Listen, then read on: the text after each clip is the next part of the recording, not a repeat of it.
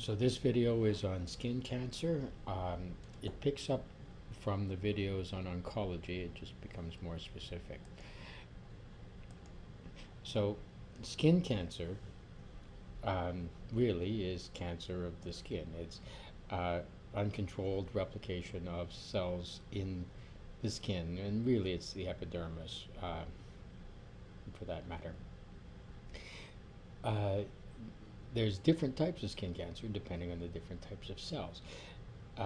Remember that the epidermis has got the keratinocytes in the layers. So there's stratum basale and the stratum spinosum and the stratum granulosa and lucidium and corneum, and they're all keratinocytes in there. There's melanocytes that produce the melanin that give the skin color, and there's Merkel cells and Langerhans cells, which are cells of the immune system and the nervous system. Um, but it's the epithelial cells that, uh, so the melanocytes and the keratinocytes that have the problem. Skin cancer is very, very common diagnosis. Now, when people think of skin cancer, they think of the aggressive, malignant cancers that will metastasize, and those are the melanomas. That's the ones that people are quite worried about and they hear stories about. But really, it's about 9 to 1 non-melanoma to melanoma. The other cancers are much more uh, predominant. So even though there's 9 times more other cancers than melanoma, melanoma still makes up almost 2 times more deaths than than the other cancers put together.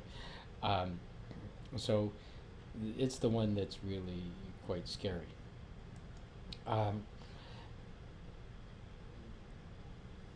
there's there seems to be an increase in skin cancer, and it's based on a bunch of things. One of the things is that most skin cancers result from a lifetime of sun exposure, uh, and just the population is getting older than it was in the past. People are living longer. There's more elderly, so there are more people really that have it. I often wonder whether the percentage of people over the age of 80 that have skin cancer has really changed, uh, but the number of people that are over 80 has gone up dramatically. If you know. So there seems to be more of it.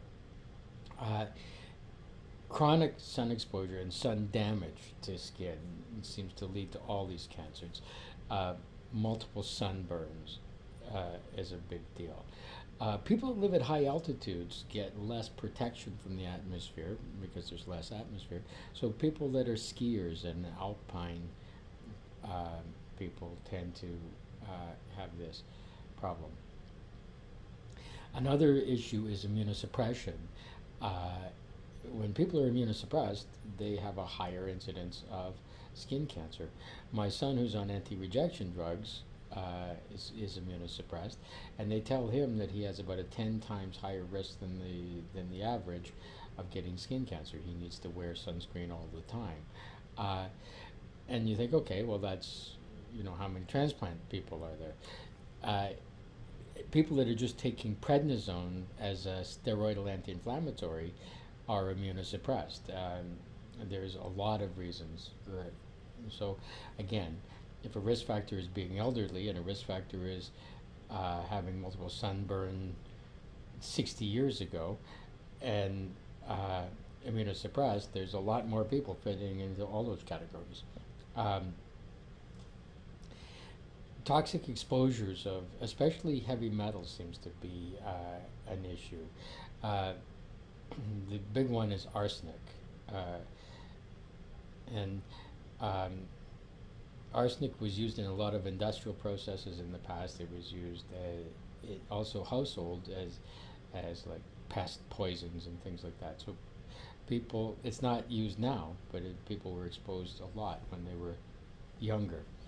Um, so there, the first one that we have to talk about here isn't really skin cancer at all. It's called an actinic keratosis. It's a keratinocyte that that is the problem. That's why it's keratosis, and it's considered a precancerous lesion. A lot of people call them solar keratosis.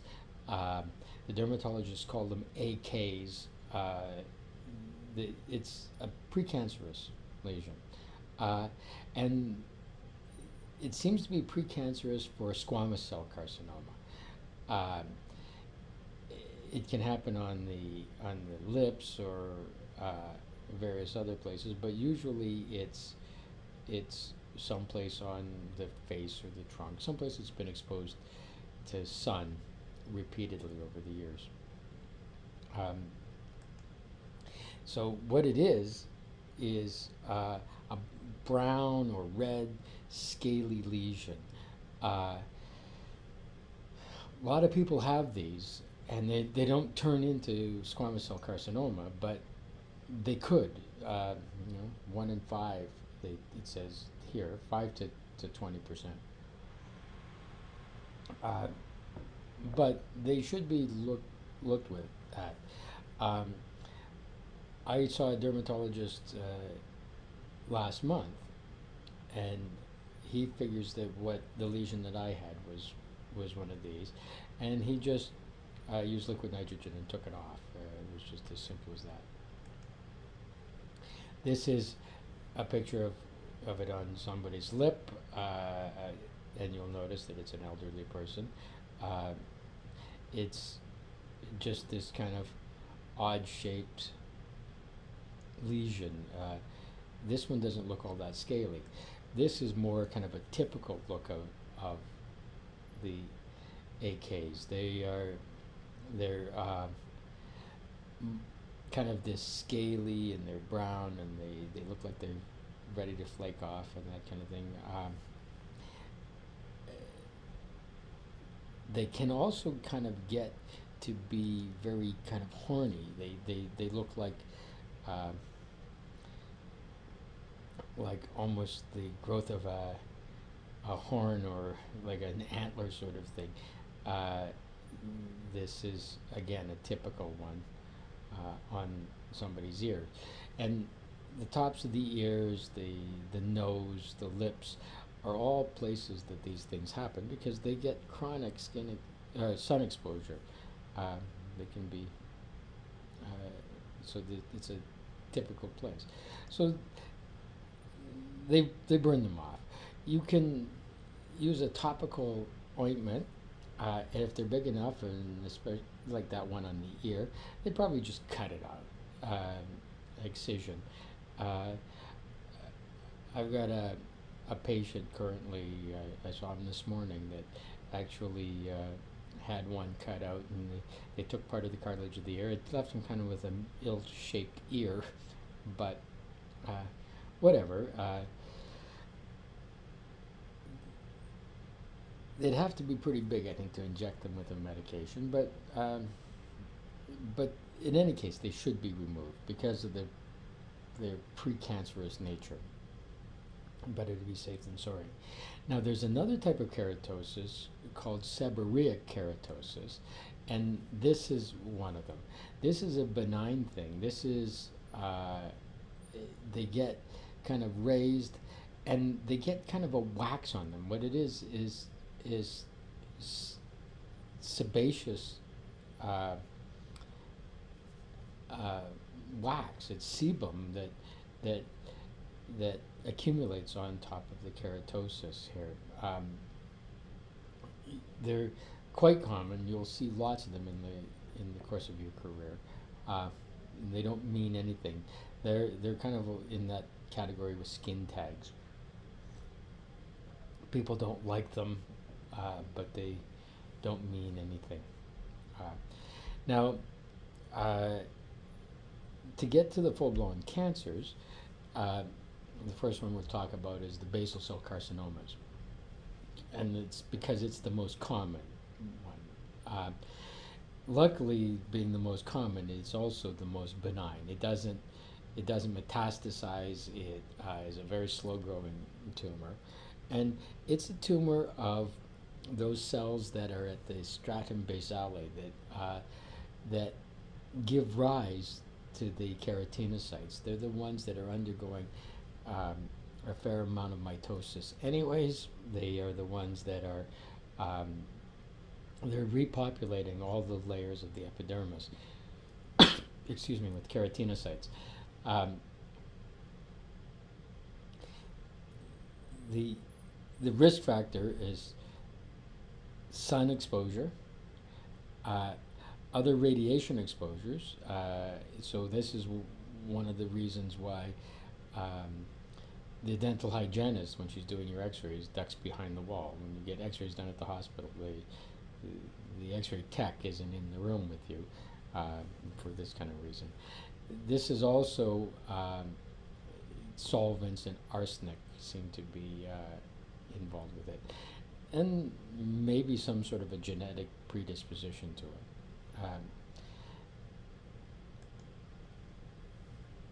Oh, that's the same slide. The um, the signs and symptoms of this is that it it comes and it doesn't heal. This one doesn't sort of come and go so much in the same place. It can, but it really is a one that doesn't heal. Now, most of them end up being these nodular basal cell carcinomas, and what happens is the tumor grows in the stratum basale, and it pushes up the upper layers of the skin, and so it forms a little node, a little hard lump. Um, in places that have been exposed to the sun, head, neck, back, chest, that kind of thing. Now, uh, they grow and they don't get a lot of blood supply because there's no blood supply in the epidermis. So so they end up going kind of white and shiny. Pearly is the descriptive term. Um, because of that lack of blood. And the center of them may actually die, and you will end up with an ulceration at this point. Now, it's very difficult to tell these from a herpes sore. Um, a herpes ulcer will look very much the same. And the herpes ulcers come and go. And you can get a herpes ulcer anywhere where there's a sensory neuron. So it's difficult. So this is it here. You'll notice that it's nodular. It's got this kind of raised edge, and it caves in the middle, and it's got like this pearly sheen to it. This one is actually ulcerated in the middle, but you'll notice that the pearly raised edges of it.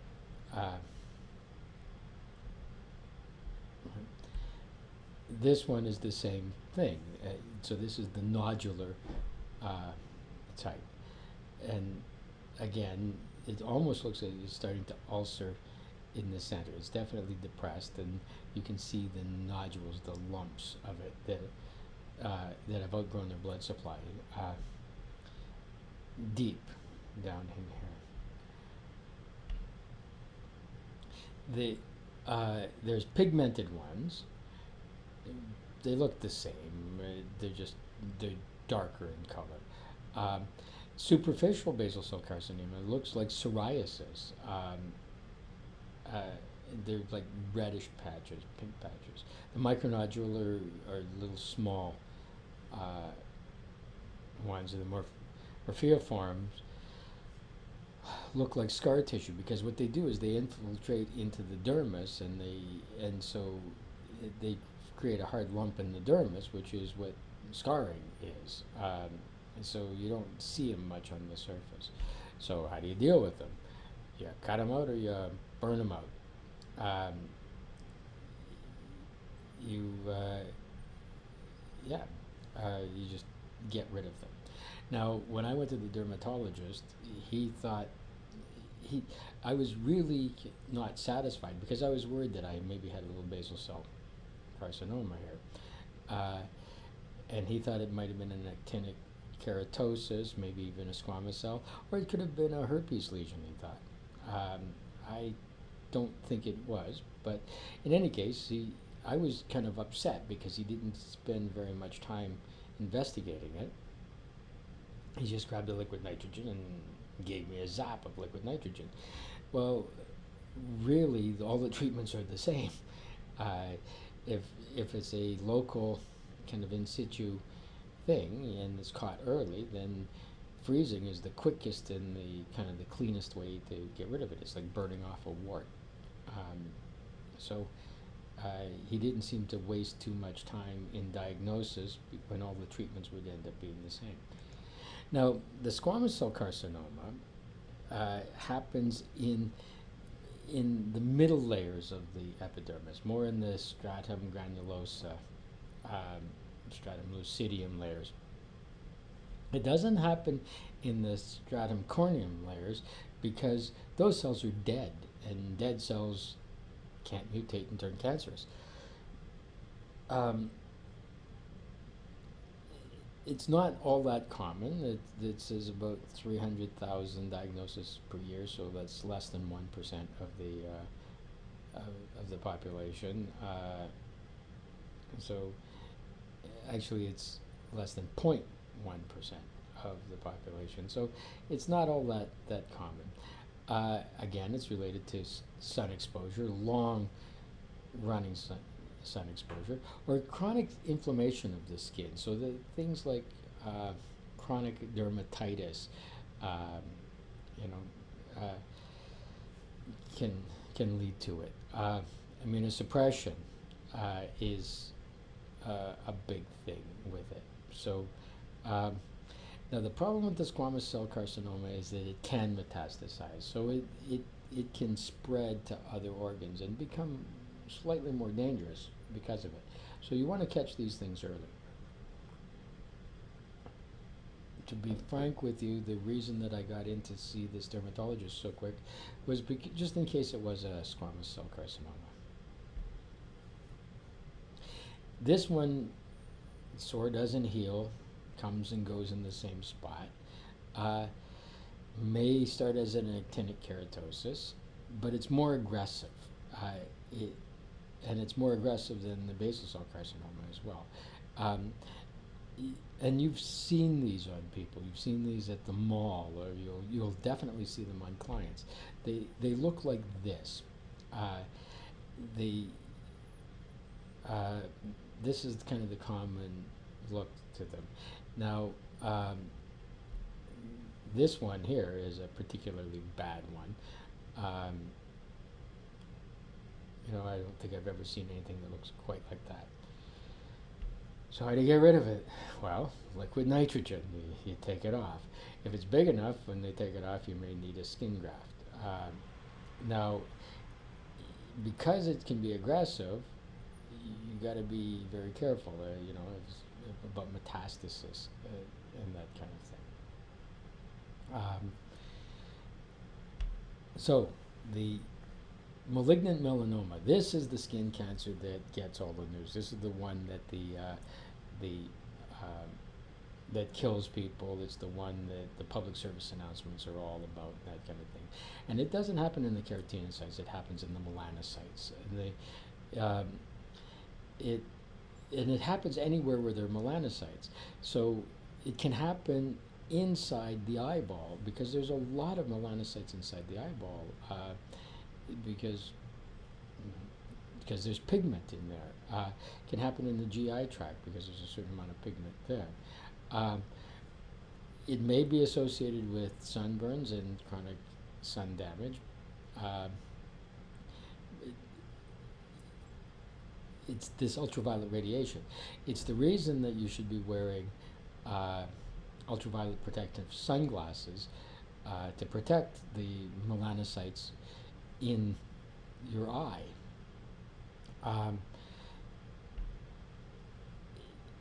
It's the leading cause of death by skin cancer. Uh, it seems to be rising, and it's common in elderly white men. Uh, if you look back 50 years, uh, it was men that worked outdoors, and no men wore sunscreen, et cetera, et cetera, et cetera. So um, there was it, more risk factors involved. And that's one of the things. We have to look at what society was 50 years ago to look at the causes of this, not right now. What the way people are exposed now will determine 40, 50 years from in the future. So what they look for are these, the ABCDEs. Uh, it may or may not be a mole, but it looks a lot like a mole. The difference between the melanoma and a mole is that the melanoma tends to be asymmetrical, where moles tend to be symmetrical. They tend to be round. And this is a very aggressive cancer. It grows quickly, and so as it invades this tissue surrounding, there's no clear demarcation between what is the lesion and what is healthy tissue. So it kind of spills over into the healthy tissue, and so the borders are not very well defined. A mole's borders are much better defined. Moles tend to have the same color throughout the mole, whereas the melanoma, there's color variations within the lesion itself. So you look for that. It's not that you're looking for a dark color or a light color. You're looking for variations in color in the same lesion. These things are aggressive, so they're growing, so they tend to have a larger diameter than most moles. You can't make the diagnosis based on the diameter, but that's one of the clues that as to what you're looking at. And because they're growing quickly, they tend to elevate. Now you can have elevated moles as well, but these ones are a little bit more so. So that's what we're looking for, this asymmetry with ill-defined borders, variation in color, large diameter, and raised, a bump. Now, the most common one is this superficial spreading melanoma. This is the one that you'll see most often. The lentigo melanoma and I can't even say, the acral lentigious melanoma are less common. Nodular melanoma starts to look like a little bit like a basal cell carcinoma. So this is the superficial. This is what you should be on the lookout for in your clients. This one has got all the ABCDEs that you're looking for. It's a large diameter. It has asymmetry. You see that it's kind of goes back and forth, and you'll see that the border is not very well defined. Is that little lesion or that little spot, is that part of this lesion or is it not? It's kind of, the edges are rather fuzzy, as it were. The color varies from this really dark here to almost a reddish out here. So there's that variation in color.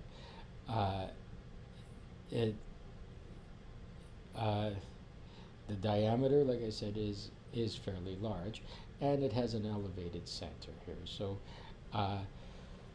this is most definitely a melanoma, and it needs to be dealt with quickly. You'll see these things that look like almost large freckles, and because it's melanocytes. And so these ones are probably less common, but they might be a little bit more dangerous because people might ignore them more. But again, look at the asymmetry, look at the variation in color in it.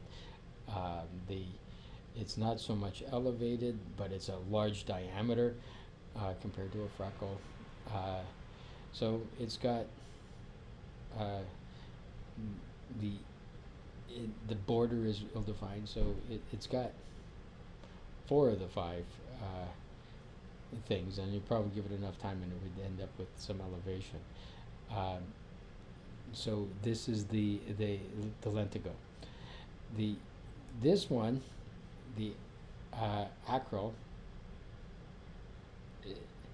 I've never seen one, but again, look at the diameter of it, the variation in color, the ill-defined borders. Uh, you can see that it's changed. So this is the nodular one. It is very elevated, but the borders are ill-defined. The color is variant. So what do they do with these things? Because they are very fast growing, because they will metastasize, they're actually a very dangerous one. So if they catch it in situ, then they'll cut it out. And they tend to cut a big chunk out, like they take an ice cream scoop's worth of tissue, because they want to make sure that they're getting it all. Because of that, there can be some fairly extensive scarring. People don't like it. I had a patient this afternoon who had surgery for a melanoma. She's completely fine. They got it all, but she's got about a 3-inch scar on her cheek because of it. Oftentimes, after they cut it out, they'll also do some radiation just to kind of kill any developing cells in the area. If they feel that it's metastasized, they will do chemotherapy, and chemotherapy fairly aggressively, and because chemotherapy is more a systemic thing, and is trying to get these metastatic lesions. If they catch it early and it hasn't invaded into deeper tissues, it hasn't spread, then prognosis is very good. If they don't, then prognosis is not good. It can be quite grave, actually.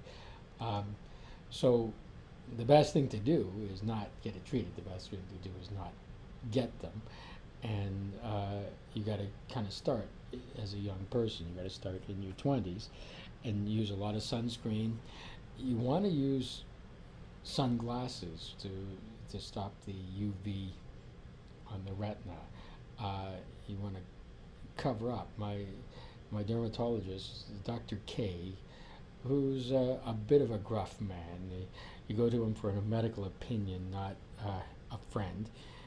He's said to me, "Yeah, forget sunscreen. What you need to do is be covered up. When you go sailing, you should be wearing long sleeves and he said, there's lots of light, breathable fabrics that are sunshades." He actually gave me a flyer for some of the stuff. He probably sells the crap, but